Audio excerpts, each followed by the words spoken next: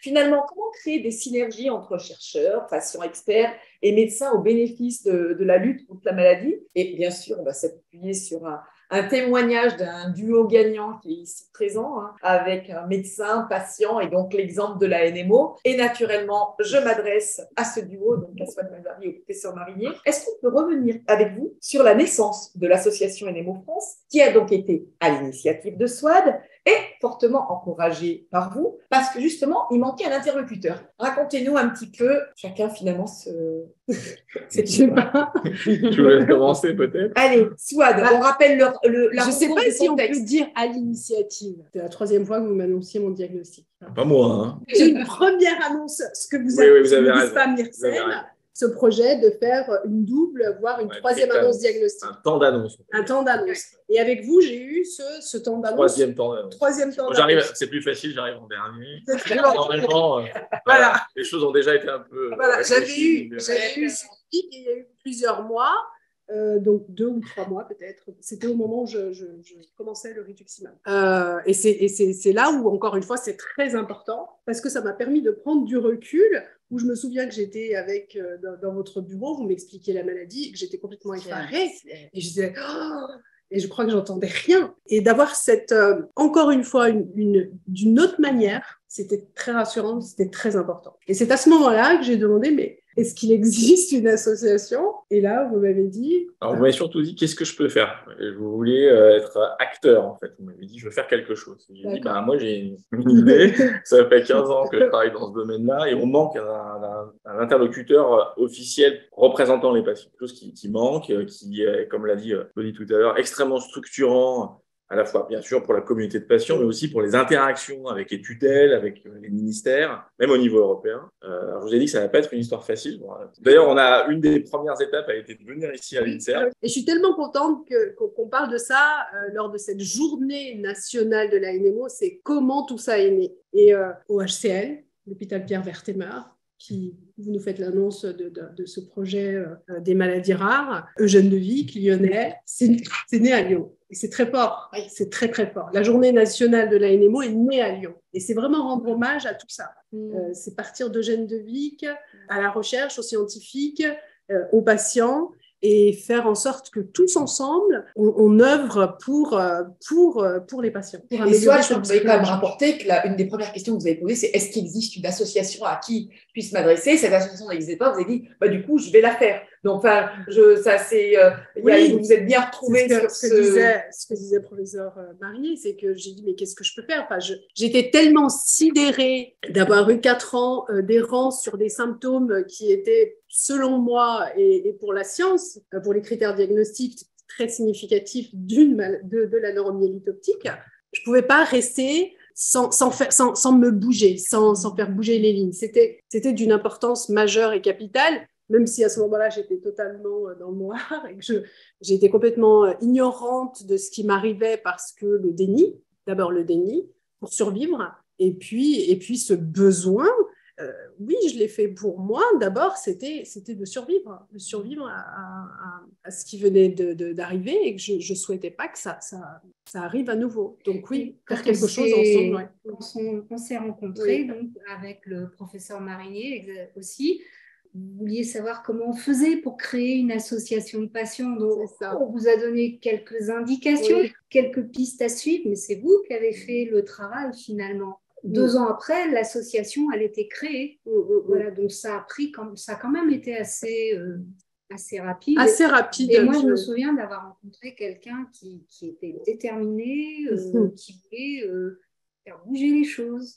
Oui. Donc, je suis très contente on puisse faire ici cette première journée de l'année. C'est vraiment un hommage. C'est un hommage à le professeur Marinier avait gentiment organisé. Je lui dis, mais c'est quoi une association? Comment justement, je ne sais pas du tout comment ça marche. Moi, je pensais que les associations, c'était les hôpitaux qui les créaient. Voilà, pour m'expliquer, non, on ne peut pas faire. Alors, justement, Claudie, au sein de la délégation régionale de l'INSERM Auvergne-Rhône-Alpes, vous êtes chargée de mission auprès de l'association de malades. Alors, comment vous analysez cette relation qui s'est créée autour de NMO France? Parce que vous avez été, on vient de le rappeler vous-même, très précocement impliqué puisque vous avez rencontré Souad au tout début de l'aventure. Comment vous analysez ce que c'est par rapport aux autres expériences? C'est vrai que nous, toute l'année, on organise des rencontres chercheurs, associations de patients pour faire connaître ce qui se fait dans les labos et puis pour informer aussi les patients sur les avancées sur leur maladie. On a assez peu finalement d'associations sur les maladies rares, alors qu'il y a au moins sur la région dans 10 maladies rares qui sont étudiées dans nos laboratoires. J'ai fait rapidement un calcul. Il y a au moins 10 maladies rares qui sont étudiées en Auvergne-Rhône-Alpes, minimum. Et quand on voit cette évolution de l'association, je pense que c'est essentiellement lié au caractère dynamique de SWAD, qui a su s'impliquer, contacter les bonnes personnes, qui s'est investi, qui a voulu faire partager, parce que je pense que c'était son besoin de faire parler de cette maladie qui l'a touché subitement et qui n'était pas très connue en fait du public. Je pense que la plupart des gens ne savent pas ce que c'est que la neuromyélite optique ou alors une autre maladie rare. Les maladies rares, c'est vraiment quelque chose, c'est pas comme quand on dit cancer par exemple, où là tout le monde sait de quoi on va parler. Les maladies rares, c'est vraiment quelque chose de particulier. C'est presque quasiment réservé au cercle familial, je dirais. Donc, c'est vrai qu'il faut en parler parce que c'est quelque chose qu'on n'a pas dit, mais 95% des maladies rares sont sans solution thérapeutique. Il n'est pas le cas de la NMO. Oui. Voilà. On a vraiment cette chance d'avoir 3 thérapeutiques. On a le droit de dire, sans rentrer dans les détails du complément, parce que le mécanisme est qu'il y a la manière dont les patients vont avoir ces traitements en milieu hospitalier. Comment ils s'administrent? Oui, alors le premier traitement, l'éculizumab, c'est une administration intraveineuse hospitalière tous les 15 jours. Donc, c'est un traitement qui nécessite pas mal de venues à l'hôpital, mais il y a une molécule cousine pour lesquelles on a des résultats d'essais thérapeutiques qui sont extrêmement satisfaisants, qui est donc le ravulizumab, et qui est un mécanisme d'action très proche qui est en cours pour pouvoir être commercialisé, qui sera lui administré toutes les 8 semaines. Et le dernier, donc l'inébidizumab, c'est un traitement intraveineux aussi, donc par les veines, hospitalier, et qui lui a un rythme d'injection qui est tous les 6 mois. Merci beaucoup pour toutes ces précisions. Donc on a vu avec l'exemplarité, je veux dire, finalement de NMO France qui est un petit peu un cas d'école sur comment peut naître une association au service de la communauté de malades qui est touchée. Professeur Marinier, plus largement, vous avez dit pourquoi autant ce besoin d'intégrer l'expérience patient dans l'expertise médicale? Alors, c'est ce que j'ai dit tout à l'heure par rapport au projet européen, c'est-à-dire qu'on a un peu construit les choses sur des données qui sont historiques, qui étaient basées sur les connaissances et les compétences médicales, en oubliant un petit peu d'intégrer la vision du patient, le vécu du patient. Donc là, il y a un besoin indispensable d'intégrer, et je pense que les maladies rares sont un bon outil pour le faire, puisqu'il y a des liens beaucoup plus forts qui peuvent se faire. Vous avez beaucoup plus besoin des deux côtés, je dirais. Et donc, c'est vraiment, si vous voulez, une sorte de laboratoire. Ce que je dis toujours aussi, pourquoi on travaille sur les maladies rares. Moi, je travaille sur la maladie rare, qui est la NMO, et puis sur la sclérose en plaques, et j'ai beaucoup appris, grâce à la NMO, de la sclérose en plaques. C'est des choses qui communiquent entre elles. Donc, c'est des tâches, exactement, mais les idées, les concepts sont les mêmes.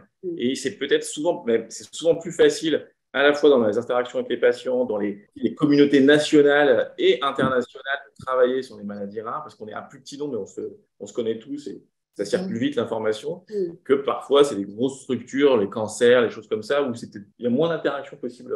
Donc ça, c'est aussi une des richesses, entre guillemets. Et on n'oublie personne, toutes les recherches ou tout ce qui sert, pour la neuromyélite optique, la MOGAD, sert aussi pour la myélite transverse, l'encéphalomyélite aiguë disséminée. On n'a pas eu le temps de tout aborder aujourd'hui, vous avez raison. Mais c'est vrai que de jamais oublier ces patients, si on me dit oui, mais il y a une journée nationale pour la NMO, tout ce qui est fait dans ces maladies-là c'est ensemble. C'est ensemble. Je pense que c'est des... Je sais pas on peut pas les dissocier.